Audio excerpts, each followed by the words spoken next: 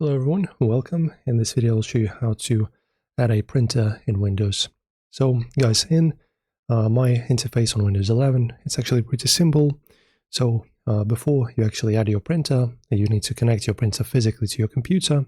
So in order to do that, as you can see guys, you just go ahead and take this wire, and this wire is going to be the one that connects to the printers. As you can see, it's kind of weird, the narrow one, and this is a usual USB connector that goes into your PC or laptop. All right, so this one goes into the PC or laptop, and this one goes into the printer. And after you connect it, you will hear a sound, like the Windows will tell you that the device is connected, and yeah, it's recognized and working.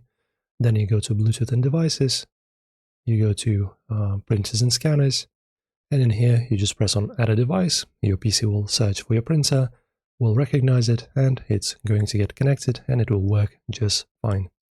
Enjoy guys. If this helped you out, like and subscribe, and I'll see you in the next one.